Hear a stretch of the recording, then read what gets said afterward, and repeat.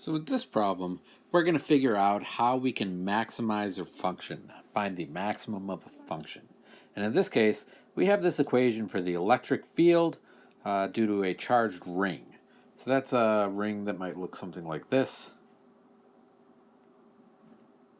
And it's going to be along the x and y axis. And we have maybe the z-axis coming out, x, y, and z. And we're going to find what the maximum of the electric field is somewhere along this y direction. So this ring is setting up an electric field that's going kind of up and away from it. So this function tells us what that electric field is, and we need to maximize it. Now to maximize a function, you need to take the derivative. So your first step is to take derivative of this function, derivative of e sub y, and set it equal to 0. And when you take this derivative, you have to take it with respect to some variable. And what variable of interest do we have for this particular function, for this particular electric field? If we look at it, we can see that it's set up so that we have an electric field for the y direction. So that implies that y is the variable of interest. And sure enough, we have y's that are contained within here. So y is going to be our variable of interest. We're going to take this derivative with respect to y, dey dy. Okay, so all we have to do now is take this derivative, set it equal to 0, and we'll be good to go. The hard part is actually taking the derivative. So how do we do that? All I've done here is kind of just rewrite this exact same equation. So this is the same equation. This is still e sub y, except I've pulled some stuff out. I've kind of separated it out a little bit differently. So that all this stuff in this first parentheses, these are all constants. So these come out of your derivative. You don't have to worry about these. You can plug them back in after you actually differentiate your function. So the second part, this is what we need to take the derivative of. So what we're going to do, I'm going to write d, and I'm going to put ey in quotation marks, because technically this isn't the electric field since I'm dropping off these constant values. But I can do that and just toss them back in after I'm done taking this derivative. So what I really want to take the derivative of is this exclamation points e, this e sub y portion. So how do I take the derivative of all of this stuff, of y divided by r squared plus y squared to the 3/2. What we'll want to do here is the quotient rule. And to do the quotient rule, we need a general format. So if you're taking the derivative of a quotient, let's write the general equation. The derivative of a fraction, let's say our fraction has a numerator that's equal to high and a denominator that's equal to ho. Then this derivative is going to be equal to ho, which is the denominator, times d high, which is the numerator, the derivative of the numerator, minus high, which is the numerator, times the derivative of ho, which is the denominator, all divided by ho. You should commit this general formula to memory, or it's something that you could put on a note card. Ho d high minus high d ho over ho. This is the quotient rule. And we'll need to be very good with this quotient rule. And we have to apply this to this formula, y over r squared plus y squared to the 3/2. So let's see what that looks like. So what I've done here is I've rewritten the numerator, which is equal to y. So here's the equation we're taking the derivative of. The numerator is high, which is equal to y. The denominator, which we call ho in our general formula, is r squared plus y squared to the 3/2. So I have my numerator and my denominator rewritten, and now I can take the derivative of high. So I'm just going to take all the little elements that go into our general formula and calculate them separately so that I can just plug them in. Derivative of high. The derivative of y with respect to y is going to be very easy. It's just going to give me a 1. So the derivative of the numerator there is 1. Now I need to take the derivative of the denominator. And this is going to be the chain rule that I have to use. So to take the derivative of this, I have to bring my exponent down into the front. So I have my 3/2 that I bring down in front. And then whatever is in parentheses being raised to that exponent stays. 3/2 times r squared plus y squared. And then I need to take the exponent, this 3/2, and I need to subtract 1 from it. It's according to the chain rule. So 3/2 minus 1 gives me 1/2. And then I need to take the derivative of anything that is inside of this parentheses. And I need to take it with respect to y, because that's my variable of interest.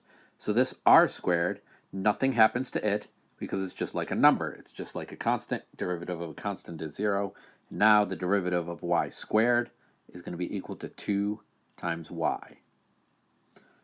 So if I want to, I can simplify this dho a little bit more. I can simplify the numerator, the derivative of the denominator, and I can cancel out this 2 with this 2 down here, and I end up with 3 times r squared plus y squared to the 1/2 times y.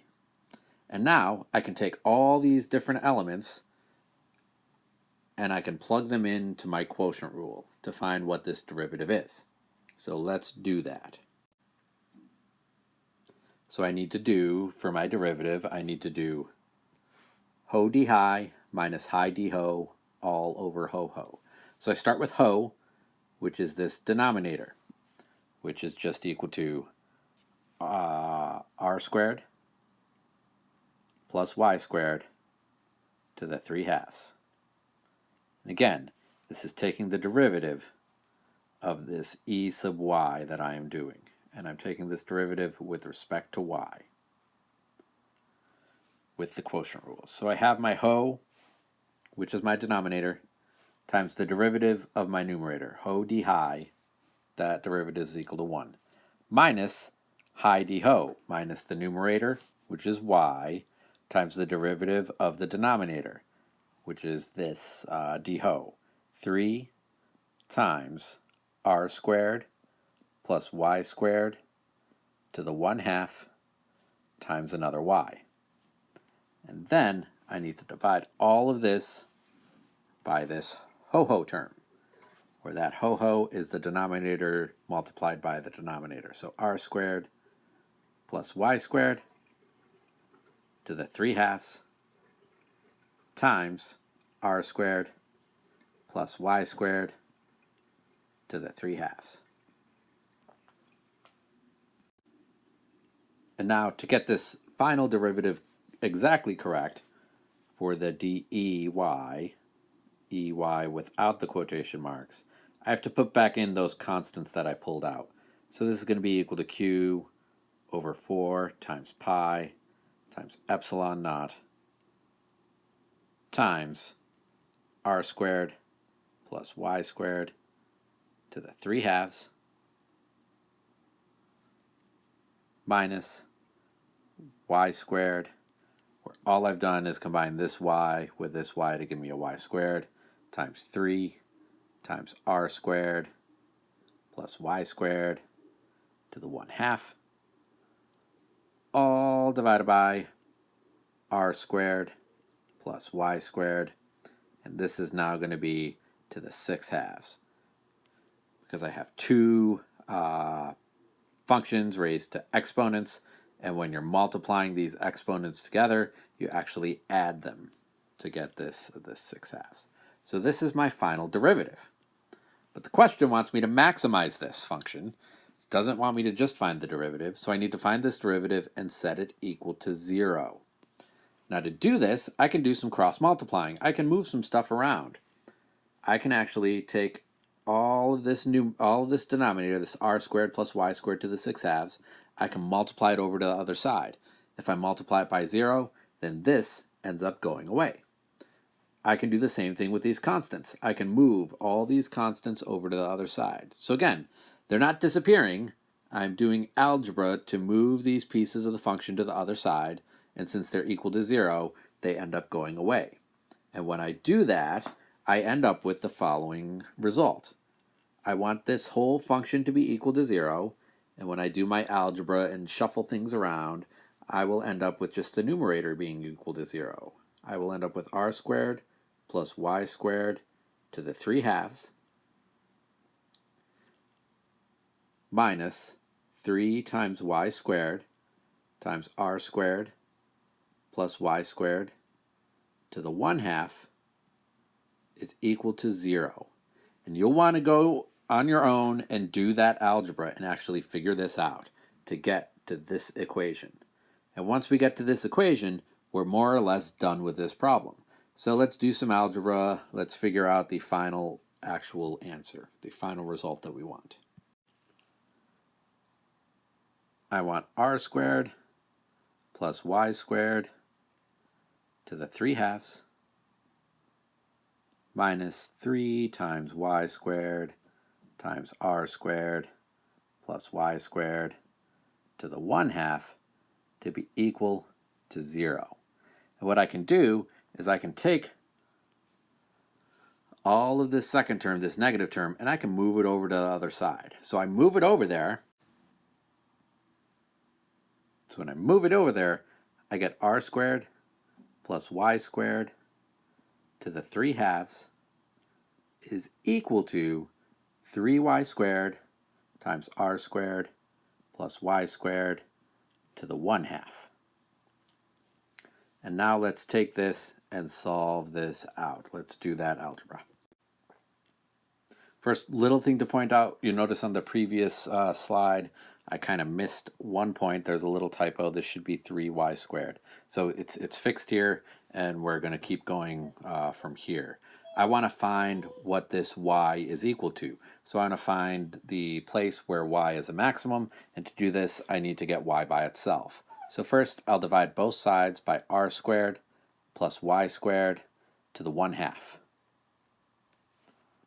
Both sides by r squared plus y squared to the 1 half.